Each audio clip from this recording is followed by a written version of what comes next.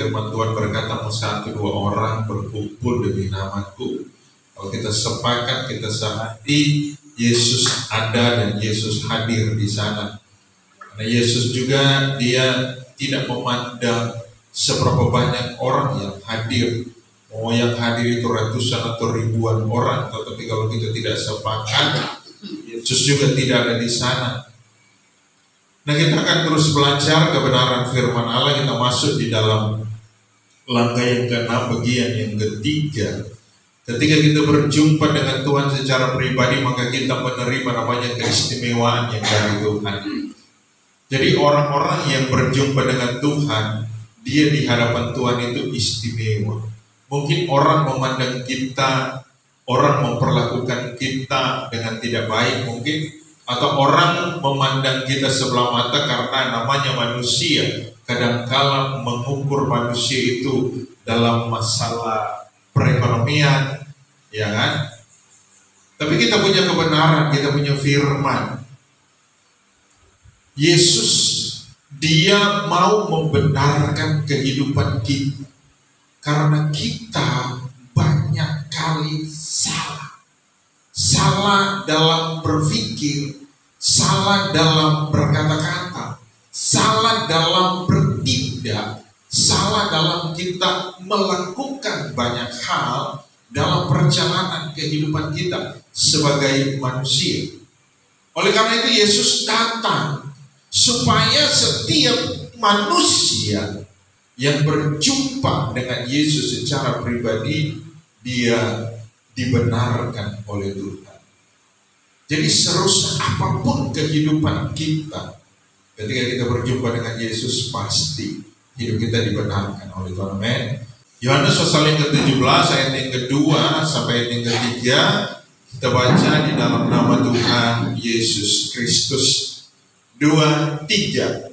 Sama seperti Engkau telah memberikan kepadanya kuasa atas segala yang hidup, demikian pula Ia akan memberikan hidup yang kekal kepada semua orang yang telah Engkau berikan kepadanya. 3, 2, 3. Inilah hidup yang kekal itu, yaitu bahwa mereka mengenal Engkau satu-satunya Allah yang benar, dan mengenal Yesus Kristus yang telah Engkau utus. Di sini Yesus bilang begini, karena saat ini Yesus sedang berkumpul bersama-sama dengan muridnya di dalam pasal 17 ini. Yesus dia sedang berdoa kepada Bapanya di sorga. Yesus sedang menyampaikan isi hatinya, berdoa untuk murid-muridnya yang sudah dipanggil, yang sudah dipilih, yang sudah ditetapkan oleh Yesus Kristus itu sendiri.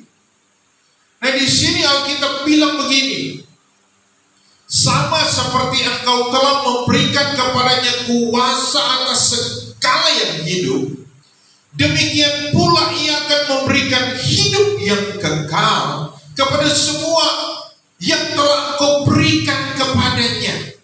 Jadi Yesus itu dia berkuasa memberikan hidup yang kekal, memberikan hidup yang abadi, memberikan hidup yang tidak binasa atau hidup yang tidak dapat lenyap, hidup yang tidak lekang dengan waktu, keadaan, situasi, dan kondisi. Nah, hidup yang kekal juga ini adalah hidup, kalau berbicara tentang kekekalan, dia berbicara tentang waktu yang tidak terbatas. Kalau 1000 tahun tetap terbatas, ada namanya batasnya.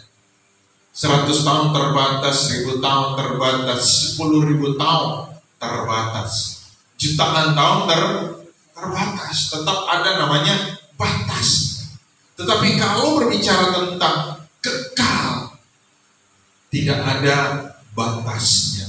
Inilah yang Yesus berikan kepada semua orang. Alkitab bilang begini, ayat yang ketiga, inilah hidup yang kekal itu, yaitu bahwa mereka mengenal Engkau satu-satunya Allah yang benar. Kembali bahwa untuk mengenal Tuhan dengan benar, atau kita mengenal seseorang dengan benar, orang tersebut kita harus apa? Berjumpa dengan orang tersebut. Ketika kita berjumpa dengan orang tersebut, baru kita bisa apa? Kenal. Ketika kita kenal dengan orang tersebut, kita bergaul akrab dengan dia, baru kita dapat mengenal sifatnya. Baru kita bisa mengenal kehidupannya. Baru kita bisa tahu perilakunya. Baru kita bisa mengerti sifat baik dan sifat buruk orang tersebut. Karena apa? Berjumpa. Jadi tanpa perjumpaan dengan Tuhan, maka kita tidak dapat mengenal Dia dengan benar. Tanpa perjumpaan secara pribadi dengan Tuhan, maka Tuhan juga tidak akan memperkenalkan pribadinya dalam kehidupan kita. Oleh karena itu, kembali betapa pentingnya perjumpaan secara pribadi dengan Tuhan. Karena perjumpaan secara pribadi dengan Tuhan, kita diberikan namanya keistimewaan itu. Hidup kita, ketika kita berjumpa dengan Tuhan secara pribadi, kita masuk di dalam namanya zona keajaiban Tuhan. Atau kita masuk di dalam namanya dimensi kealahan itu. Dan salah satu dimensi tentang kealahan, Dia adalah Allah yang benar. Dia adalah Tuhan yang benar. Karena Dia adalah Tuhan yang benar, ketika orang berjumpa secara pribadi dengan Tuhan, karena dia masuk dalam dimensi kealahan itu, maka dia masuk di dalam namanya dimensi kebenaran Tuhan. Ketika dia masuk di dalam dimensi kebenaran Allah itu, maka dia menerima pembenaran Tuhan. Amin. Hidupnya itu dibenarkan oleh Tuhan. Jadi kembali betapa istimewanya orang-orang yang berjumpa secara pribadi dengan Yesus. Karena Yesus tidak memandang latar belakang kehidupan kita. Karena Yesus mau merubah cara hidup kita menjadi benar di mata Tuhan dan di mata manusia. Karena orang, mereka tahu kita, mereka mengenal kita, mereka mengerti kita, karena kita hidup di tengah-tengah masyarakat yang ada di Jelitik ini. Jadi mereka banget melihat kita, gimana mereka mau percaya kepada Yesus, gimana mereka mau datang kepada Yesus, gimana mereka mau bergabung dengan kita, kalau cara hidup kita tidak ada perubahan sama sekali. Mereka tidak melihat nilai-nilai Kristus di dalam hidup kita. Mereka tidak melihat nilai-nilai kebenaran ilahi di dalam kehidupan kita. Bagaimana mereka mau datang kepada Yesus? Kalau kita sendiri pun tidak mau bergaul dengan masyarakat, kita tidak mau bergaul dengan orang, gimana mereka mau mengenal Yesus dalam kehidupan kita? Nah, kita melihat Tuhan itu, Dia adalah Tuhan yang sangat-sangat mengasihi kita. Dia sangat mencintai saya dan saudara. Dia tidak mau kita ini kembali binasa. Dia tidak mau kita ini masuk di neraka. Karena Tuhan tidak pernah menciptakan neraka buat kita manusia. Ketika Tuhan ciptakan langit dan bumi ini, Tuhan tidak menciptakan neraka. Di dalam Alkitab, Tuhan tidak menciptakan neraka pada hari yang keberapa, tidak dicatat oleh Alkitab.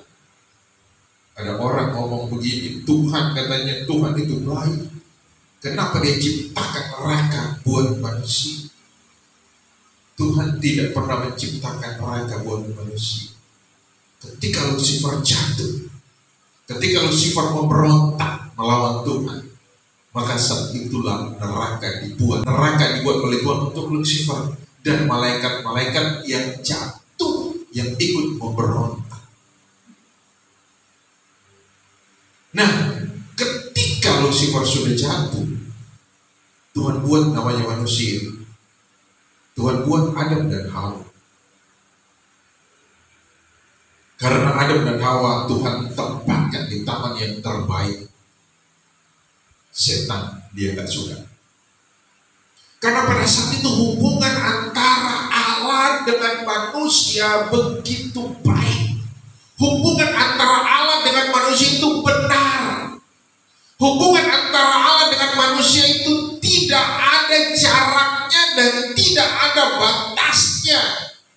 Hubungan antara Tuhan dengan manusia, dengan Adam dan Hawa pada saat itu sangat-sangat akrab.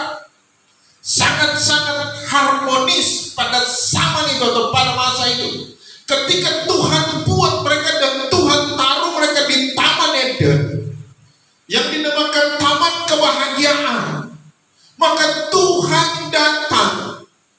Dia buat, kalau kita sudah baca kan, sudah 2 kali dibaca.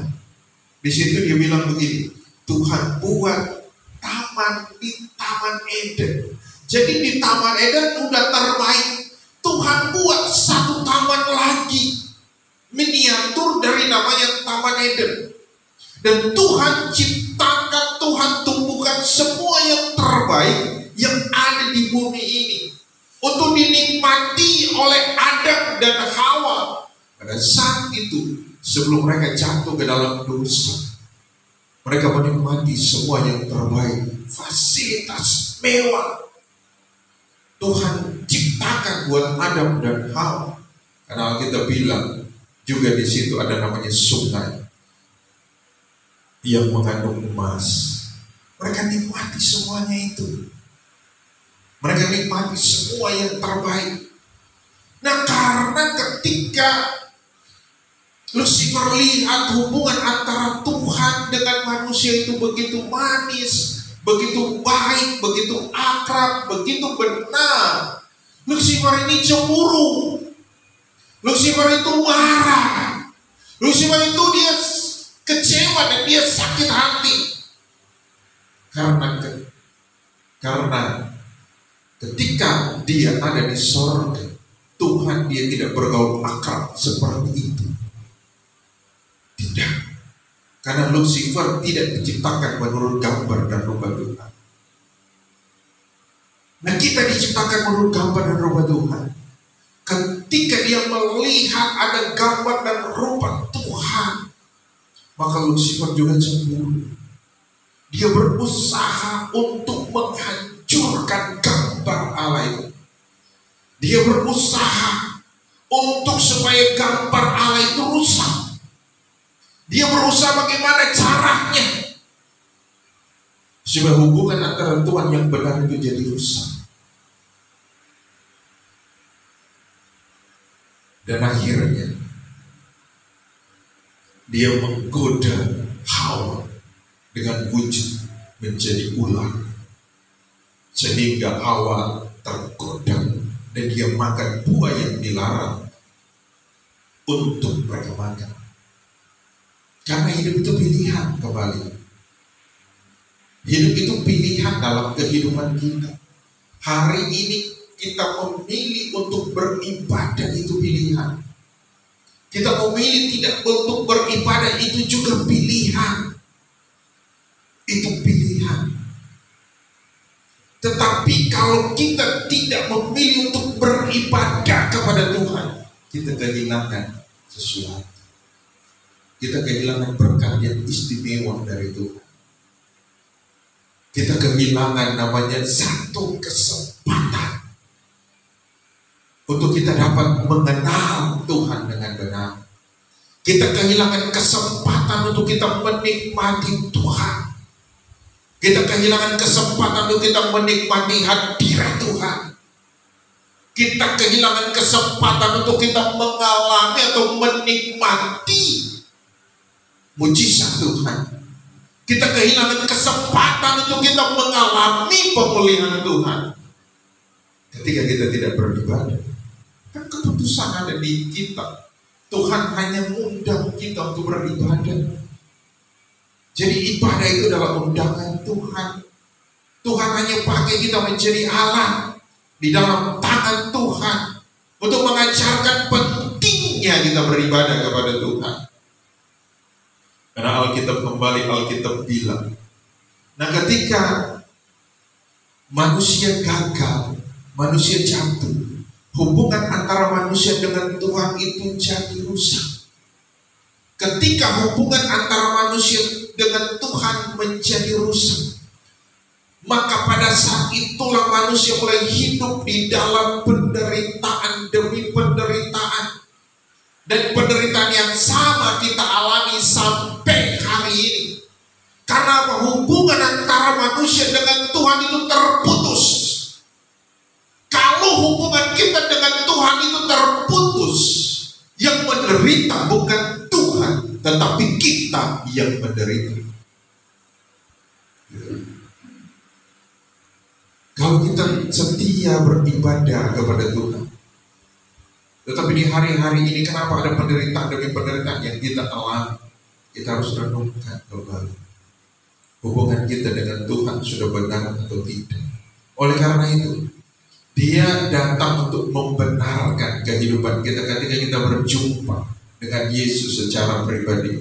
Kembali yang jadi pertanyaan, sudahkah kita benar-benar mengalami Dia secara pribadi dalam kehidupan kita? Karena di sini kita lihat ini ya, ayat yang kedua tadi, sama seperti Engkau telah memberikan kepada yang kuasa atas segala yang hidup, demikian pula Ia akan memberikan hidup yang kekal kepada semua orang yang telah Engkau berikan, kepada orang yang sudah mengalami perjumpaan secara pribadi dengan Tuhan, dikasih hidup yang kekal. Nanti saya akan bahas di bagian terakhir. Nah, kebenaran itu ada hubungannya dengan hidup yang kekal.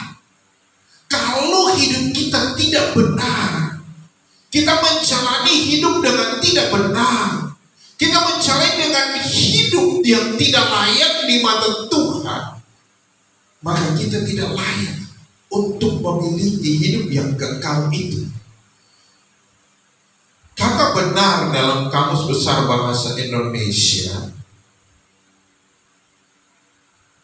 artinya gini, sesuai sebagaimana adanya. Contoh seperti ini, sesuai nggak? Sesuai nggak? Nggak kan? Gimana bisa sesuai? Diatur lagi, berbikin, baru sesuai. Itu namanya benar. Jadi sesuai itu benar juga memiliki pengertian betul, tidak salah. Dalam perkataan, dalam perbuatan, dalam tingkah laku itu tidak salah. Apa yang dikatakannya itu benar. Kalau di sekolah jawabannya itu benar semua, berarti dapat nilai apa? 100. Benar semua, tidak ada salah. Supaya dapat mengisi semua pelajaran dan jawaban itu mendapat nilai yang sempurna, harus apa? Belajar dengan giat. Belajar dengan apa? Sungguh-sungguh. Belajar dengan sepenuh hati. Itu kata benar. Dan juga kata benar dalam Kamus Besar Bahasa Indonesia tidak berat sebelah. Adil.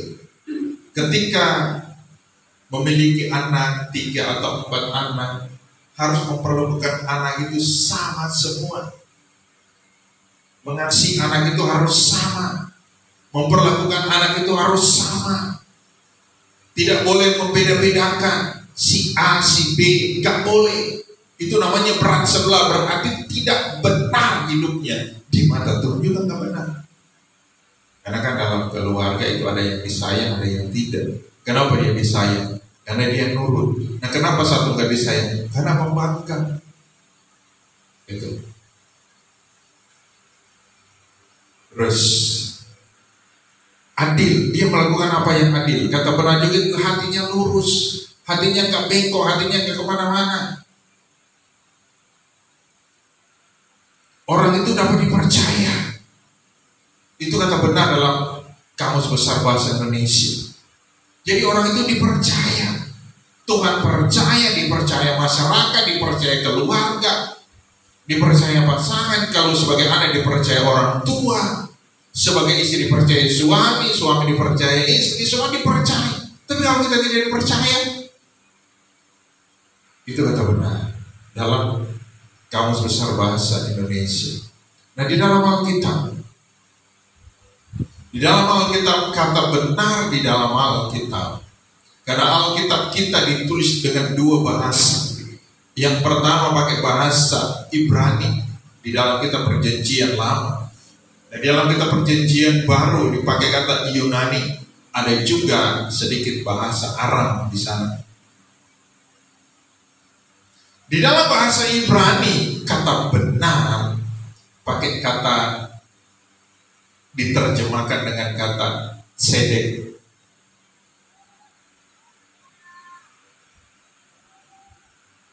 Nah, kata sedek atau kata emunah, jadi ada dua kata, sedek dan emunah dalam bahasa Ibrani. Kata sedek dipakai atau diterjemahkan atau pengertiannya keadilan. Jadi keadilan, yang adil itu adalah Tuhan. Jadi orang yang hidupnya benar, dia mewakili namanya sifat-sifatnya Tuhan.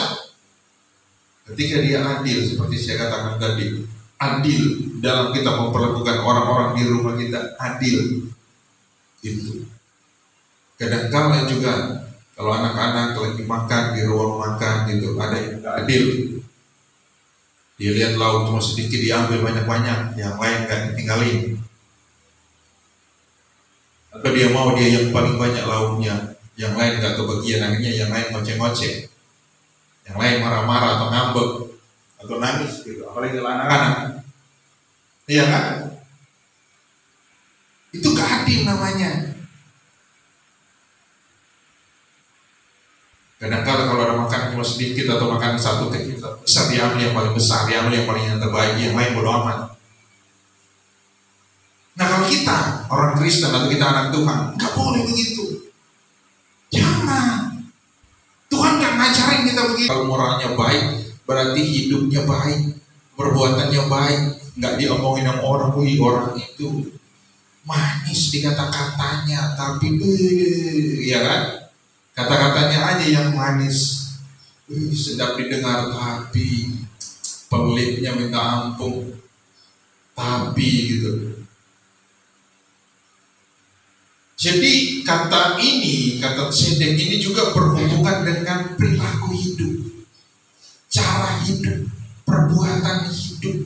Karena saya mau bilang begini, karena orang tidak menilai kita beribadah. Memang juga ada yang menilai orang gereja begitu, tapi yang dilihat orang adalah perilaku kita setelah selesai beribadah. Ketika kita ada di sekolah juga orang menilai perilaku kita di sekolah. Ketika kita di rumah juga orang tua yang menilai perilaku kita di rumah. Bagaimana orang-orang di rumah mau percaya Yesus kalau perilaku kita di rumah itu kurang ajar sama orang tua?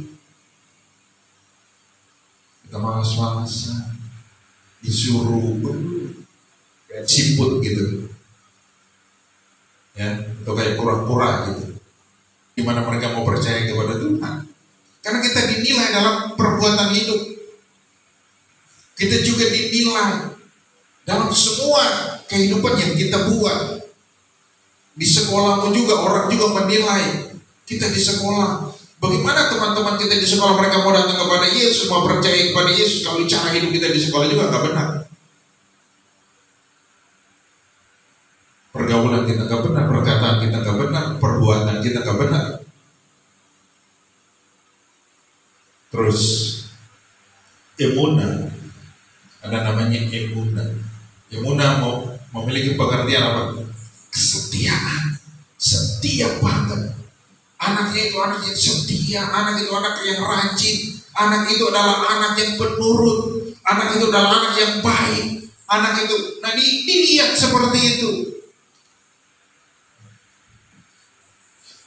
Atau apa, kepercayaannya kuat di hadapan Tuhan. Dia setia beribadah, setia berdoa, setia baca Alkitab, setia di hadapan Tuhan. Itu dia setia. Karena kata Emon itu berbicara tentang hubungan dengan Tuhan. Berbicara tentang bagaimana hidup kita di mata Tuhan. Bagaimana perilaku kita di mata Tuhan. Tuhan yang menilai, Tuhan yang melihat, Tuhan yang memperhatikan kehidupan kita. Yang nilai kita, kembali saya mau bilang, yang nilai kita adalah sorga yang menilai perilaku kita setiap hari. Amin.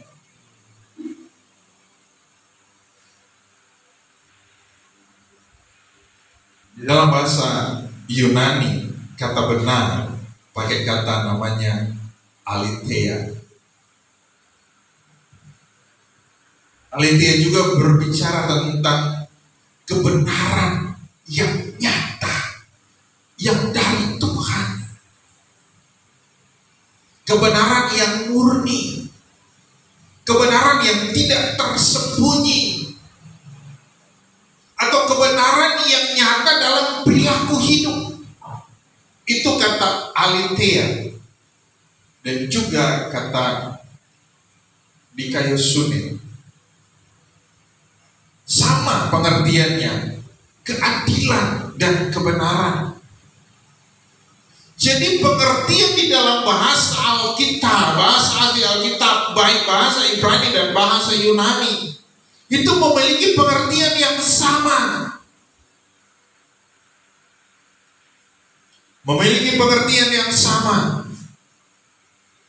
Nah, kalau kita melihat yang sudah saya sampaikan tadi, sudahkah hidup kita benar di mata Tuhan? Ternyata untuk jadi benar sulit. Jadi benar itu sukar. Karena namanya jadi benar di sini harus hidup sama seperti Tuhan adalah pribadi yang benar. Kalau kita sudah percaya Yesus, kita sudah memberikan hidup kita sepenuhnya kepada Yesus, maka kita harus mempertahankan nilai-nilai kebenaran itu dalam kehidupan kita. Kita jangan terpengaruh dengan orang. Misalkan ibu kita lagi bermasalah, pribadi kita lagi bermasalah, keluarga kita lagi bermasalah, jangan curhat ke orang. Apalagi maksudnya jangan curhat ke orang yang tidak punya pengetahuan tentang agama. Curhatlah ke Tuhan. Datanglah ke Tuhan. Pertama harus datang ke Tuhan. Kedua, datanglah kepada gembala yang melayani. Sampaikan, karena kalau gembala pasti dia doakan. Curhat ke orang yang tidak punya pengetahuan tentang agama, itu berat, apalagi kita curhat ke orang. Ketika kita punya perkumpulan, nah itu namanya nilai-nilai kebenaran. Terus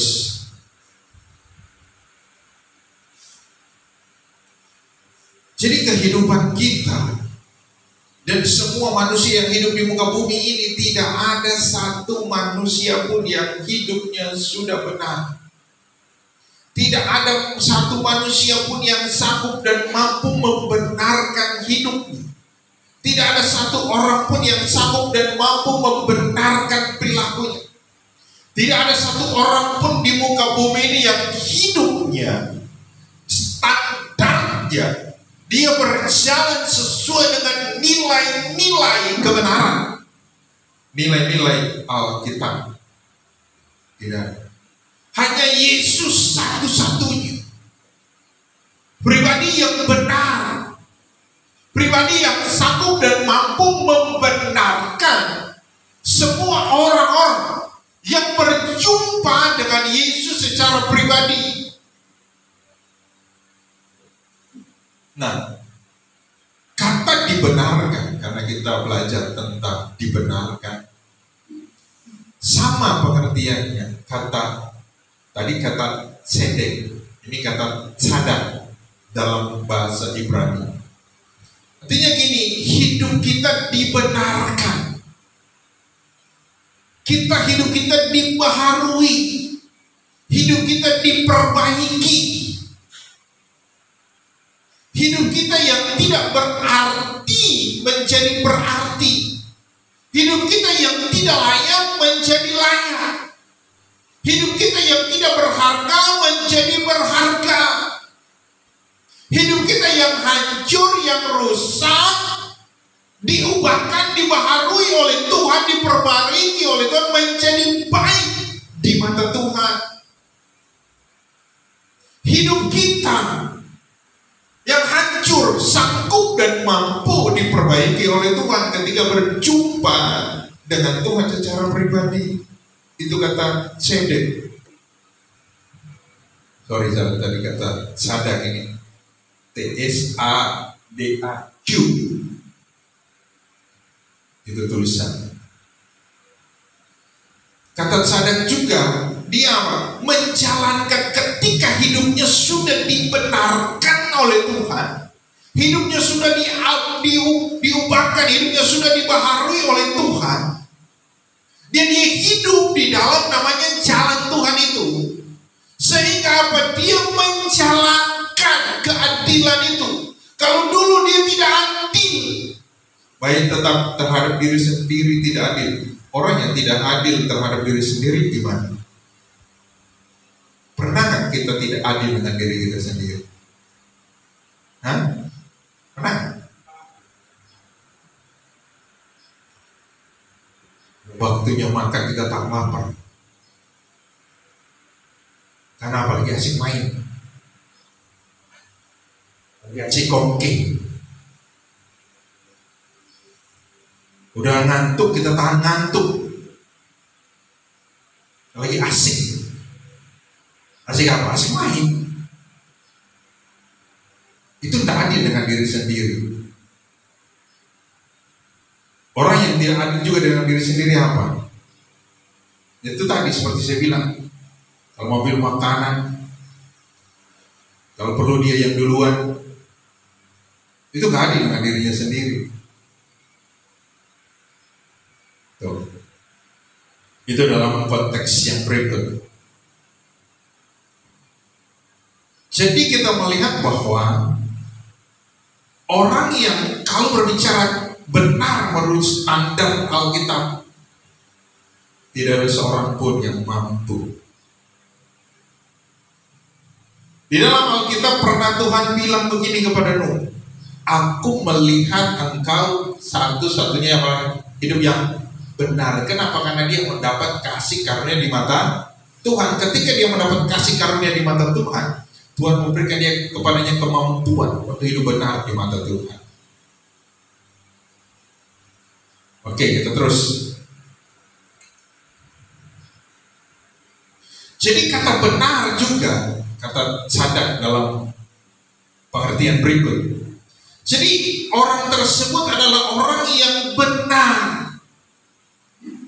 Benar dalam hidupnya, benar dalam pikirannya, benar dalam perkataannya, benar dalam perbuatannya, benar dalam keputusan demi keputusan hidup yang dia ambil, benar. Maksudnya begini, semua keputusan hidup yang dia ambil standarnya adalah Tuhan. Standarnya adalah kebenaran. Standarnya adalah firman. Bukan standarnya adalah logika. Bukan standarnya ada keinginan kita. Bukan, tapi standarnya adalah firman Allah. Itu Alkitab. Jadi orang itu tidak bersalah. Tidak bersalah dalam perkataan gak salah. Kita masih sering salah. Dalam perbuatan gak salah. Dalam tingkah laku gak salah. Seperti saya katakan tadi, kalau kita, maaf ya, udah jam 11, jam 12 belum tidur, tapi kalian nyiksa diri kalian sendiri. bangun pagi susah. Benar nggak? Apalagi kalian hanya main game, hanya nonton. Bukan kalian doa, bukan kalian baca Alkitab. Kalau kalian habiskan waktu kalian doa dan baca Alkitab sampai jam segitu, itu diperhitungkan oleh Tuhan. Tapi kalau kalian main game sampai jam segitu, iblis yang perhitungkan, bukan Tuhan. Akhirnya stres, mau tidur gak bisa. Kenapa? Iya, 1 jam kalian sebelum kalian tidur, kalau kalian masih mainin gak bisa tidur, gak bisa. Kenapa? Saya pernah alami.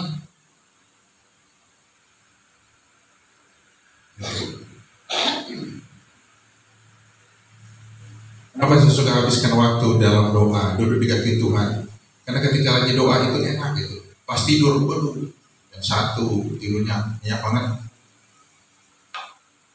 Kalian kan nggak bisa ngikutin jejak saya karena memang saya sudah terbiasa.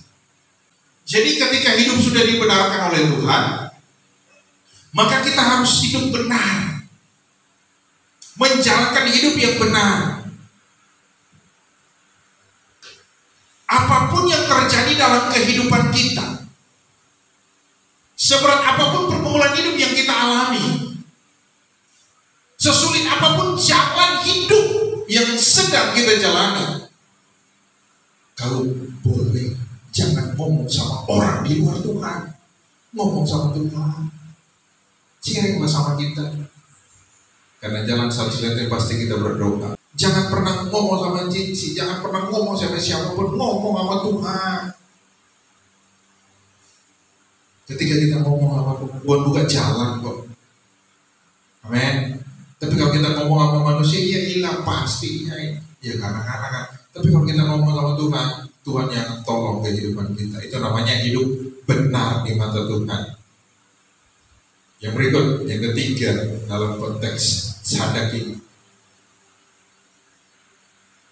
bahwa tidak ada satu orang pun yang dianggap benar di mata Tuhan. Dengan perbuatan sendiri, dengan cara hidup sendiri, dengan kekuatan sendiri, kita tidak mampu hidup benar. Kita butuh pertolongan Tuhan. Amin. Kita butuh anugerah Tuhan. Kita butuh kebaikan Tuhan. Kita butuh cinta Tuhan di dalam hidup kita. Tuhan itu sudah mengasihi kehidupan kita. Dia sangat mencintai hidup kita. Dia tidak mau hidup kita ini terhilang dalam pandangan hadiratnya. Dia tidak mau. Oleh karena itu dia harus datang menjadi manusia, menjadi juru selamat untuk membenarkan kehidupan kita. Nah, kata benar di dalam dibenarkan di dalam bahasa Yunani masih pakai kata dikayo. Tadi dikayo suning, sekarang dikayo. Ini apa? Kata ini memiliki pengertian membenarkan, membuat benar atau mengakui dia benar, diakui bahwa dia itu benar. Kalau kita diakui benar oleh manusia, berarti hidup kita, cerita hidup kita dari kita lahir sampai kita besar tidak pernah melakukan kesalahan. Amin. Itu diakui. Tetapi kita manusia belum pernah ada yang mengakui bahwa hidup kita benar. Oleh karena itu kita butuh namanya Tuhan. Jadi dikayo memiliki arti membenarkan hidup. Jadi membenarkan, kita nggak benar, kita dibenarkan. Kita nggak benar, hidup kita dibuat benar oleh Tuhan. Jadi Tuhan yang membuat hidup kita benar. Ketika kita berjumpa dengan Tuhan secara pribadi, ketika kita berjumpa dengan Tuhan secara pribadi, kita memang belum langsung jadi benar 100%, belum. Ada proses hidup yang harus dijalani. Nanti kita akan terus belajar sampai kita mengerti kenapa kita gagal hidup benar, kenapa kita belum mampu hidup benar, kenapa kita seringkali terus-menerus gagal dan gagal. Kita akan sampai di sana. Oleh karena itu, kembali dalam konsep ini firman Tuhan berkata begini, pembenaran atau dibenarkan dalam bahasa Yunani itu, di kayu itu, kita punya posisi di hadapan Tuhan itu kembali dilayakkan oleh Tuhan. Seperti tadi saya bilang, kita punya posisi pertama, posisi Adam dan Hawa itu baik seperti ini. Ketika Adam dan Hawa mereka memberontak dan jatuh di dalam dosa, posisi mereka itu menyimpang seperti ini. Nah, tidak ada satu agama pun, tidak ada satu pelajaran pun, tidak ada satu pribadi pun yang sanggup dan mampu untuk membenarkan itu. Oleh karena itu Yesus Kristus harus datang, dan Dia sendiri adalah pribadi yang benar untuk membenarkan kehidupan kita yang salah di mata Tuhan. Galatia pasal yang kedua ayat yang 16 firman Tuhan berkata demikian, kamu tahu bahwa tidak seorang pun dibenarkan oleh karena melakukan hukum Taurat. Jadi kita, Alkitab bilang, kita tidak mampu, tidak sanggup, karena yang mampu melakukan hukum Taurat itu hanya orang Yahudi sebagian. Tidak semua orang Yahudi mampu melakukan ke-10 hukum Tuhan itu. Salah satu aja yang dilanggar, tidak layak hidupnya di mata Tuhan. Apalagi kita yang seringkali melanggar. Alkitab bilang, kamu tahu bahwa tidak ada seorang pun dibenarkan oleh karena melakukan. Hukum Taurat itu adalah hukum yang sempurna bagi orang Yahudi. Hukum Taurat itu adalah hukum yang sempurna bagi orang Israel. Tetapi ketika Yesus Kristus datang ke dalam dunia, Alkitab bilang tidak seorang pun, kalian mau melakukan hukum Taurat pun, sebagaimana taat atau setaat apapun kalian, setia apapun kalian melakukan hukum Taurat, tidak dapat dibenarkan di mata Tuhan. Jadi kebenaran yang kita bangun, kebenaran yang kita cari, kebenaran yang kita peroleh dengan kekuatan dan kemampuan kita, Alkitab bilang itu tidak sanggup dan tidak mampu untuk membenarkan kehidupan kita. Tetapi Alkitab bilang selanjutnya, tetapi hanya oleh karena iman dalam Kristus Yesus. Sebab itu kami pun telah percaya kepada Kristus Yesus, supaya kami dibenarkan oleh karena iman dalam Kristus, dan bukan oleh karena melakukan hukum Taurat. Sebab tidak ada seorang pun yang dibenarkan oleh karena melakukan hukum Taurat. Jadi kita dibenarkan, Alkitab bilang, ketika kita berjumpa dengan Yesus secara pribadi. Maka pada saat kita berjumpa dengan Yesus secara pribadi, pada saat itulah kita diberikan iman oleh Tuhan. Dengan iman yang Tuhan berikan kepada kita, iman itulah yang membuat kita mempercayai bahwa Yesus itu adalah Tuhan dan Juru Selamat. Dan dengan iman itulah kita menerima Dia sebagai Tuhan dan Juru Selamat dalam kehidupan kita. Maka Alkitab bilang kita dibenarkan. Karena apa? Kita hanya modalnya apa? Beriman kepada siapa? Tuhan Yesus Kristus. Dan untuk kita beriman kepada Yesus, jalannya harus berjumpa dengan Yesus secara pribadi. Karena kalau kita tidak berjumpa dengan Yesus secara pribadi, maka tidak akan ada namanya iman di dalam kehidupan kita. Karena ketika kita berjumpa dengan Yesus secara pribadi, pada saat itulah iman kita mulai timbul, karena pada saat itulah Tuhan memberikan kepada kita iman itu. Jadi betapa pentingnya kembali bahwa ketika kita berjumpa dengan Yesus secara pribadi, maka Tuhan akan membenarkan cara hidup kita. Tuhan akan membenarkan pola pikir kita. Tuhan akan membenarkan perasaan kita yang tidak benar ini. Tuhan akan membenarkan juga tingkah laku dan keputusan-keputusan hidup kita ketika kita berjumpa dengan Yesus secara pribadi. Karena ketika kita berjumpa dengan Yesus secara pribadi, hidup kita dibenarkan. Amin. Ketika hidup kita dibenarkan, maka pikiran kita yang tidak benar dibenarkan oleh Tuhan. Ketika pikiran kita yang tidak benar dibenarkan oleh Tuhan, maka perkataan kita yang tidak benar juga jadi benar. Amin. Perkataan kita yang belum benar juga, ketika kita berjumpa dengan Tuhan itu dibenarkan oleh Tuhan.